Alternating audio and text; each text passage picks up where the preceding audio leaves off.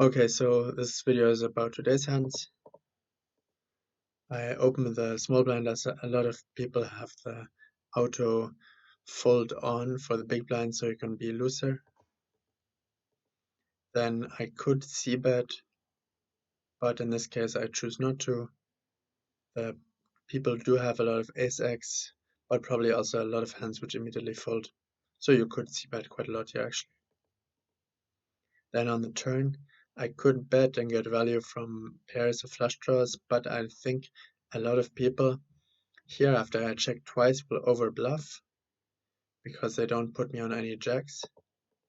And indeed, the person does bet half pot, and I check again. And interestingly, they check with pocket fives because they did have some showdown value against flush draws, right? But let's say if they have 7-5 or something, I'm sure they would often, and especially too often, bet turn river after I check twice. So that's the thinking behind this. Then 8 king. So I open button and get a call. So he probably has a few more tens. I check on the flop, and now I check again. King high could be good. I don't have to bluff here. He would also expect me to bluff a bit too much here with king queen, 8-9, maybe even ace queen, ace king. And now the river, he decides to bet actually quite large, but here I have a major range advantage. I and never he could have pocket jacks. I could have pocket queens. I could have slow played jack 10, and especially though he will be fearing ace king. And conveniently I block his 8-9 straight and block the ace king or the king 9 straight, so I can very credibly represent that by raising very big. So I decide to raise to 7 and he folds quite fast. He could also just put me on ace high, so he could be bluffing that spot too after I check twice. But any kind of flops or turns or rivers with where the ace king comes, you can really overbluff them because the ace king is clearly never in his range and always in mine.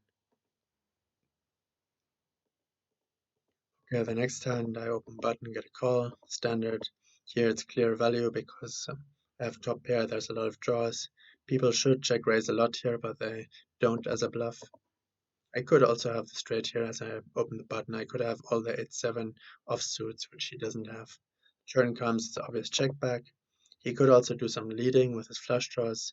I'll have to fold a lot if he continues on the river. And then on the river, I think he would bet with a jack or with a flush. Of course, with a flush, you should sometimes check raise, but I decided to go for very thin value as the king looks like a scare card, which I could be bluffing too much if I had, any two like ace deuce or something, 3-4, and I do beat a lot of two pair. He might also have picked up like king 9, king 6, 6-8, 9-6. He really has a lot of two pair here, or just pairs. So I bet quite large, 3/4, and I get the call from jack 10. So he does block the flush and the straight, so I decided to just call. Oh, sorry, yeah, so it was a 1 card to the straight 7. He could have actually check raised because he blocks the flush and the straight. So I would have liked that from him. I'd have to fold. Actually, if we go back to the river, this is quite interesting because if I bet the flop but check the turn, I don't really have that many flushes. I might have 8x flushes and 9x flushes sometimes, but not that many, so he can really put pressure on me. Okay, I 3-bet the big blind this time.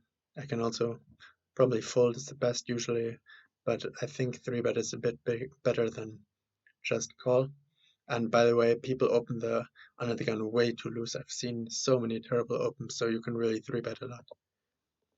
Call makes him quite strong. I decide to check. I would check with all my range here. He bets small. When he bets small, I'm thinking he often has a 9 or something. And then the 6 comes. That's a great check raise card for me. He bets tiny now. This looks for me like, I don't know, an 8 or 9 trying to get value from ace king or the easier river check back, so I check raise large. However, he min check raises, and now I'm a terrible player, so unfortunately I'm not able to get away. I should have thought that min raise is incredibly strong here. It always means that he has pocket nines or eights, which actually makes sense that he bets very small on the flop and turn. However, I was thinking maybe he has, you know, a 9 or something, and my move looks very much like I have backdoor flush draw, so he's trying to get a value from that. So out of this reason I jam. But I think at these stakes, people are way too strong when they do what he did.